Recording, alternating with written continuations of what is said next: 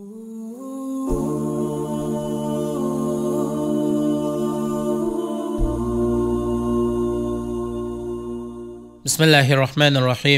Elhamdülillahi Rabbil alemin.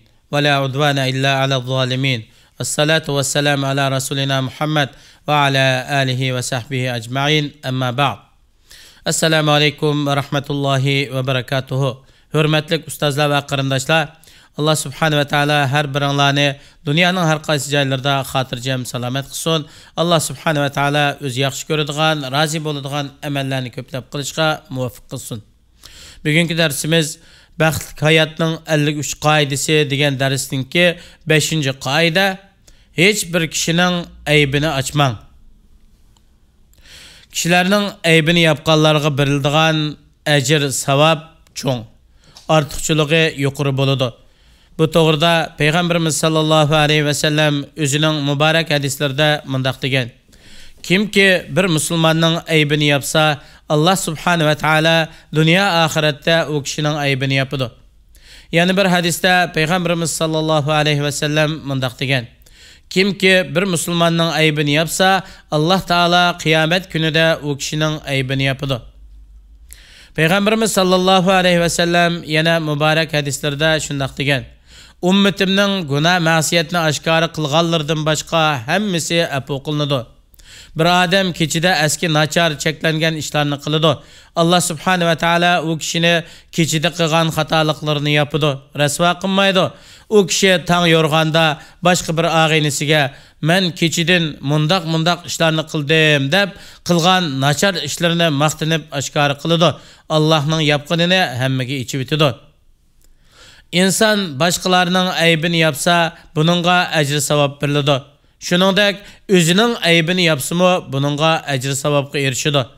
Xatolik, gunoh, ma'siyatni ochiq oshkora qilmagan, gunoh qilish bilan boshqalarga ziyon yetkazmagan kishining aybini yepish bo'lsa, Alloh taolaning u bandini mushu yaxshi ishga muvaffaq qilishidir.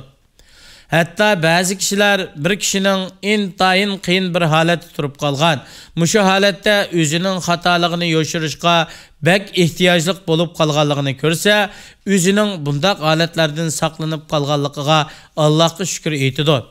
Bu ishni u kishi bilan Allohning orasidagi maxfiyatlik deb qaraydi. Yana ba'zi kishilar ayibni yepishni cheklik doirada tushunib oladi.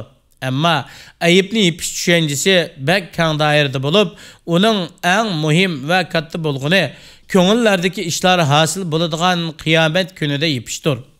Bu to'g'rida Allah subhanahu ve taala Qur'oni Karimda shundaq aytadi: "Ve wudi'al kitabu fataral mujrimina mushfiqina mimma fihi ve yaquluna ya waylana ma li hadzal kitabi la yughadiru saghiratan ve la kabiratan illa ahsaha ve vecadu ma amilu hadira ve la yazlimu rabbuka ahada." Ayetning tarjimasi: kishilarning nomi amali o'tirg'i qo'yiladi. Gunohkorlarning uningdagi xotirlaridan qo'rqqanligini ko'rsan, ular: "Voy, bizga bu nomi amalga cho'ng kichik gunohning hammasi xotirlanibdi-ku" deydi. Ular qilgan etganlarining hammasininki nomi amaliga xotirlanganligini ko'radi. Parvardigoring hech odamga zulm qilmaydi. Kehf surasi 49-oyat. Boshqalarga aziyat yetkazmaydigan, buzuqchilik qilmaydigan pak musulmon kishining aybini yepish vojib bo'ladi. Bir kishining gunoh ma'siyat qilayotganligini ko'rgan vaqtingizda uningga chiroylilikcha nasihat qiling. U siz bilan u kishining orasida qolsin, u kishini rasvo qilmang. Dunyoda aybini yepish faqat xatolik sodir qilganlarga xos bo'lmaydi. Hammaylanga umum bo'ladi. Belki sizmi har vaqt har narsangizning o'zingiz, oilangiz, farzandingiz, mol mulkingizning maxfiy bo'lishiga ehtiyojli bo'lasiz. Siz Allohning sizni yepishiga, o'rishiga ehtiyojli bo'lasiz. Sizdan hech qanday bir hojatning oshkora bo'lmasligini, sizning namrat, kambag'al ekanligingizni hech kishining bilmasligini xohlaysiz. Allah subhanahu ve taala bandasini yapadi. Qiyinchilikqa sabab bo'ladigan yoki qarshilik berishga qodir bo'lolmaydigan o'rinlardan u bandasini yiroq qiladi. Buni bilgan vaqtingizda hargizmo boshqalarning aybini ichishga urinmang. Kuchingizning yetishicha aybni yopishga tirishing. Bir kishini ayoli bilan orasidagi ma'lum ishlar uchun sud mahkamasida turganligini ko'rib qolsangiz, hargizmo ularning bu ishini atrofga yoymang. Parcha do'konlarga kirib qolsangiz, do'kon egasining xo'shningizni tutib olib, qarzni qachon o'taysan deganligini ko'rib qolsangiz, buni ko'rmasga siling. Oshkor qilmang, balki yoshiring. İmkaniyetingiz bo'lsa, qarzini ado qilishga yordam bering. O'g'lingizning telefonida ko'rish to'g'ri bo'lmaydigan narsalarni ko'rib qolsangiz, buni yoshiring. Aybini ochmang. Birisi sizga ayolim mundaq qilgan edi, uni taloq qilib etdim desa, bu sizga omonat sir bo'ladi. Buni hargiz oshkor qilmang. Birisi birer hojat bo'lib kelsa yoki o'zining qilgan xatoligini e'tirof qilsa, buni hargiz oshkor qilmang. O'zingizni boshqalarning o'rnida qo'yib turib o'ylanib chiqing. Kishilarning sizdan ko'rilgan ayib nuqsonlarni so'zlamasligini yoqtirsangiz, sizmi boshqalardan ko'rilgan ayib nuqsonlarni so'zlamang. Buni hargiz oshkor qilmayman deb o'zingizga va'da bering. Kishilarning aybini yepish ba'zi vaqtda maqtalg'uchi bo'ladi. Ba'zi vaqtda kishining aybini yepish harom bo'ladi.